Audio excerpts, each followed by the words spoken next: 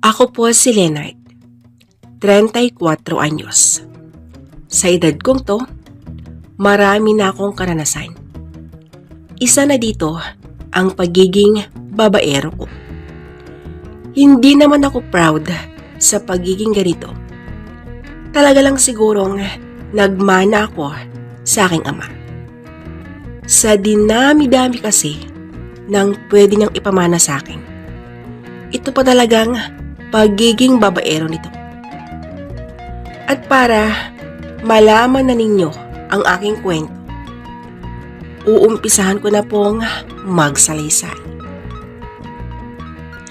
Ilang beses mo na tong ginagawa, Kanor. Sawang-sawa na ako sa pagiging babaero mo. Hindi ko alam kung kailan ka magbabago. Huwag mo na sanang hintayin pang ako na ang kusang lumayo at bahala na kayo sa mga buhay ninyo. Total, malaki na ang bunsong anak ko. Siguro naman kayang-kaya na niya ang sarili niya. Ang umiiyak na sabi ng aking ina. Ikaw naman, maming, matanda ka na. Tingnan mo nga ang sarili mo. Nakakahiyang malaman ng mga anak mo ang mga sinasabi mong yan. Lalo na sa bunso nating si Leonard. Binata na yun at may isip na. Baka mamaya, ano pa ang iisipin nun sa akin? Baka isipin niyang napakawalang hiya kong ama dahil naririnig niya ang mga sinasabi mo. Tumigil ka na, maming, ha? Ang sagot ng aking ama. Alam mo, diyan ka magaling. Alam mo naman palang mahiya, Kanor. Samantalang, hindi mo man lang maisip na mali ang ginagawa mong pambababae. Hindi porket ganito na ako, ganyan na ang ginagawa mo. Pagkatapos mo akong anakan ng 4 na beses, ganyan ka na. Makapal din ang mukha mo . Kung alam ko lang na ganyan ang ugali mo, di sana nakinig na lang ako sa mga magulang ko. Siguro nga, karma na itong nangyayari sa akin ngayon dahil sa katigasan ng ulo ko. Ito na ngayon ang naging buhay ko. Nakahanap ako ng isang taong sa una lang mabuting asawa na siya. Pero ilang buwan pa lang tayo nun nung nag-umpisang lumitaw ang ugali mo. Akala ko nga nun, swerte ko na . Hindi naman pala. Dahil ako na siguro ang pinakamalas sa lahat. Kung alam ko lang, Kanor, ang sambit ni inay. Hayan, diyan ka magaling. Yung isumbat mo lahat sa akin. Bakit? Kasalanan ko ba kung na-inlove ka sa akin? At kasalanan ko ba kung hindi boto ang mga magulang mo sa akin? Alam mo, sa dinami-dami ng iniisip ko ngayon, ayaw ko nang muling balikan pa ang nakaraan. Ikaw ang naghabol sa akin nun, maming. Kaya, magdusa ka ngayon, ang wika ni itay. Oo, aminado akong ako ang naghabol sa'yo. Pero, sa tingin mo ba, gagawin ko yun kung walang dahilan? Buntis na ako nun. Alam na alam mo yan, Kanor. Kaya ko lang yun nagawa. Kaya, ikaw, pwede ba tumigil ka na sa pagsasalita ng hindi maganda? Hindi ko naman ipinagsiksikan ang sarili ko sa iyo. Kusa mo akong tinanggap at heto, nagkaroon ng 4 na anak. Hindi mo man lang ba iniisip yung paghihirap ko? Sumosobra ka na, Kanor. Ang wika ni inay. Pwede ba, maming, tumigil ka na. Rinding-rindi na ako sa mga sinasabi mo. Kahit anong sabihin mo, heto na ako. Kahit gusto kong magbago at pigilan ang sarili ko pagdating sa tukso, hindi ko na makontrol pa. Kaya, nasa sayo na kung maiintindihan mo ako or hindi. Basta, nasabi ko na. Maming, masaya ako sa ginagawa ko. Ikaw, kung gusto mong hanapin ang sarili mo, para naman mag-enjoy ka din, kagaya ko, ang sagot ni Itay. Salamat ha, dahil ikaw na mismo ang gumising sa akin. Oo, tama ka. Ito na rin siguro ang tamang panahon para hanapin ko din ang sarili ko. Ang turan ni Itay. Painit ng painit ang kanilang pagtatalo. Nung hindi ko na kinaya pa ang mga naririnig kong pagsasagutan nila, sumabat na ako sa kanilang usapan at ang sabi ko, Nay, Tay, ano ba kayo? Para kayong mga bata eh. Pwede naman po ninyong pag-usapan ang problema ninyo. Bakit kailangan pa bang magsigawan kayo? Para ano? Para marinig ng mga kapitbahay at malaman nila ang tungkol sa inyong pagsasama? Hindi man lang ninyo maisip yung epekto ng inyong ginagawa. Hindi porket may mga sariling pamilya na ang mga kapatid ko. Ganito na ang ginagawa ninyo. Paano na po ako? Hindi nyo man lang iniisip yung kapakanan ko, ang sabi ko sa kanila. Nung time na yon, nagtinginan sina Itay at Inay bago nag-walk out si Nanay. Umalis siya at hindi man lang niya sinabi kung saan siya pupunta. Nagkibit balikat na lang si Itay bago pumasok sa kwarto. Naiwan akong tulala at nag-iisip. Iniisip ko kung bakit ganon na lang sila. Hindi na ako umimik noon. At pagsapit ng gabi, nagtataka na ako kung bakit hindi bumalik si Inay. Si Itay ang nakaupo sa sala. At tila ba may kausap sa cellphone. Nakangiti kasi ito at masayang nakikipagkwentuhan. Tay, mawalang galang na ho. Alam mo ba kung nasaan si Inay? Ang tanong ko. Leonard, ang taong umalis, huwag mo nang hanapin. Dahil kung talagang gusto niyang bumalik, ginawa na niya. At kung sakaling hindi na siya bumalik pa, huwag kang mag-alala. Hindi naman siya kawalan sa buhay natin eh. Alam mo anak, ang asawa, madaling palitan.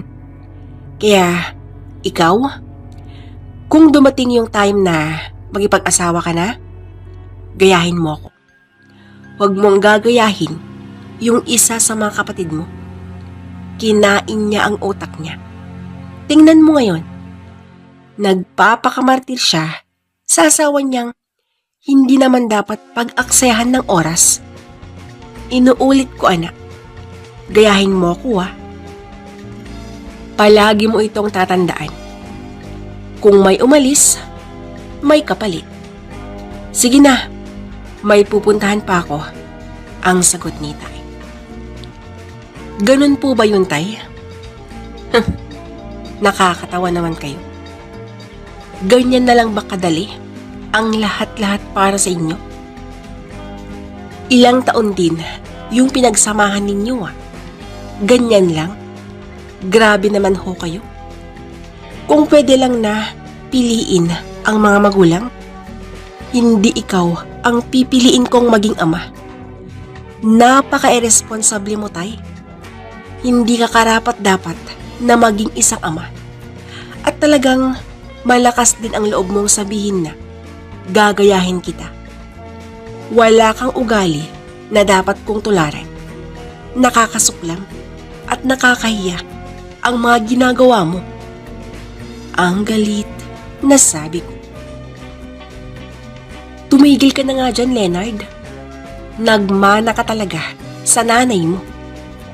Kung ang inaasahan mo ay hahanapin ko ang ina mo, nagkakamali ka. Hinding-hindi ko siya hahanapin. Diyan ka na nga, nakakasira ka ng mood. Ang sambit ni Tay. Galit na galit ako sa mga sinabi ng tatay ko. Ngunit, hindi ko man lang kayang sagutin. Malaki kasi ang respeto ko sa kanya kahit ganun siya. Ama ko pa rin siya kahit na bali-balik na rin ang mundo. Nung gabing yun, umalis nga si Tay at naiwan akong mag-isa sa bahay. 2 araw nun bago siya umuwi. At pagbalik niya, may kasama na siya. Na halos kasing edad ko lang ito. Leonard, si Cha. Siya na ang kapalit ng nanay mo. Ang wika ni Tay. Grabe.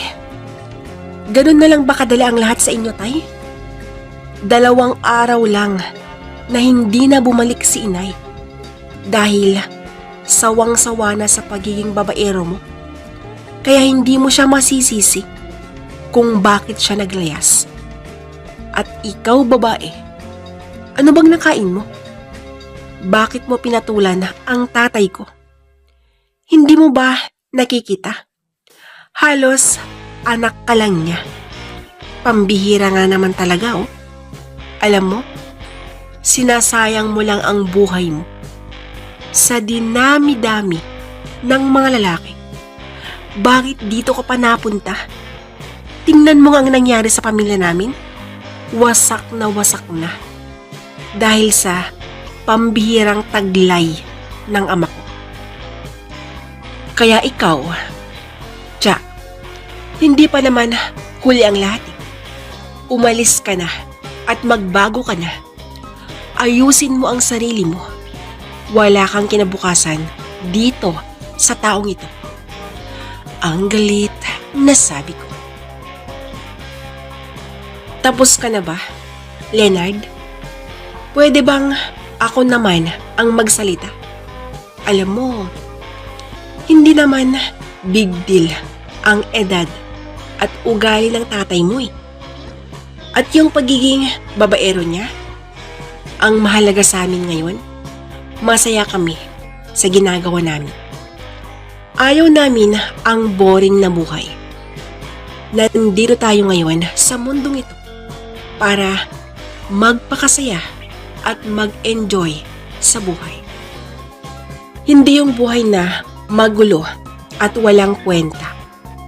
Kaya, ikaw, kung ako sa'yo, gayahin mo yung buhay namin ng tatay mo. Masaya at walang problema. Kung gusto mo yung buhay namin, magsabi ka lang ha. Ako na ang bahala sa'yo, ang sabi ni Diyo. Ewan ko sa'yo, hindi ko alam kung anong klaseng babaeng meron ka. Kung sa bagay, halatang hindi ka naman matino. Dahil kung matino kang babae, hindi ka sana pumayag na maging isang kabit ng tatay ko. Ganito ba ang gusto mong buhay? Oo nga. Sabihin na lang natin na masaya ka sa ginagawa mong ito. Pero sana, hindi ka nakakasira ng pamilya. Wala ka bang mga magulang? Wala bang nagsasabi sa'yong mali ang ginagawa mong ito? Kung wala, pues, ako na ngayon ang magsasabi sa'yo. Cha, nakakasira ka ng relasyon. Selfish ka. Sarili mo lang ang iniisip mo. At pati ikaw, Tay, pareho lang kayo ang sambit ko. Nung nailabas ko na ang sama ng loob ko, iniwan ko na silang dalawa. Kahit na ganon yung mga sinabi ko kay Cha, tumira pa rin siya sa bahay namin. At hindi maganda ang pagkikitungo ko sa kanya, lalo na nung mas lalong lumala ang ginagawa ng tatay ko. Kasi nga naman, hinahayaan lang niya itong nambababae. At madalas na may kasalo sila sa higaan. Oo, tama po ang narinig ninyo. Minsan, 2 babae at 1 lalaki. Minsan naman, 2 lalaki at 1 babae. Ganyan ang lagi nilang ginagawa. Hanggang sa ako naman, yung sumubok sa mga kalokohan. Araw at gabi kong nakikita ang mga ginagawa nila. Dito ko na naisip na subukan din. Para malaman ko kung bakit na-addict silang gawin ito. Nung time na naisipan kong gawin ang ginagawa ng tatay ko, dito ko napatunayan na kung ano ang ginagawa ng ama, ganun din ang anak. Sa edad kong 25, naging libangan ko na yung mga babae. Lalong-lalo na kung kusa niyang ibigay ang puri nito. Parang ito na ang ginagawa kong libangan. Hinahayaan lang ako ng aking ama. Hindi naman niya ako kayang pagsabihan. Malaking sampal yun sa kanya pag kausapin niya ako tungkol sa ginagawa ko. Kasi nga naman, saksakan ito ng pagiging babaero. Galit ang nararamdaman ko sa kanila ni Jack. Kaya, naisipan kong maghiganti sa kanila. Nagkataon nun na wala ang aking ama. Dumalo siya sa isang party. At kami lang ni Jack ang naiwan. Nung time na yun, nakainom ako. Pero, kaya ko pa naman. Sinubukan kong nagpakita ng motibo kay Jack. Hindi ko inaasahan na kakagat naman pala ito. Nagtagumpay nga ako sa plano ko. At talagang umiyak ang madrasta ko kuno. Dahil pinahirapan ko siya ng husto. Pagkatapos nun, tumakbo na siya papasok sa kanilang kwarto. At kinabukasan, naglayas na siya. Nag-iwan siya ng sulat. At ang sabi niya, nahihirapan na raw siyang pagsabayin ang mag-ama. Nagalit ang aking ama nung nabasa niya ang iniwang sulat ni Jack. Ang sabi niya, magbago daw ako. Ang sagot ko naman, magbabago lang ako kung magbabago na siya. Nangako naman si Itay na tutuparin niya ang pangako nito. At sa awa ng Diyos, nang dahil sa ginawa ko kay Jack. Dito na tuluyang nagbago ang ama kong dating babaero. Sa ngayon, super good boy na ang tatay ko. Tinalikuran na niya ang dating kinaadikan niya. At sa kanyang pagbabago, tila ba sumasang-ayon naman ang panahon. Pagkalipas kasi ng ilang taon, biglang dumating si Inay. Nag-usap sila ng masinsinan at sa awa ng Diyos, nagkapatawaran at muli silang nagsama. Happy together na ang dating aso at pusa kong mga magulang. At sa pangalawang pagkakataon na muling nabuo ang aming pamilya, dito ko na-realize na ang tunay na pagmamahalan. Kung talagang kayo ang itinakda, kayo pa rin hanggang dulo. Dito ko na po winawakasan ang istorya ng buhay ko. Lubos na nagpapasalamat, Leonard.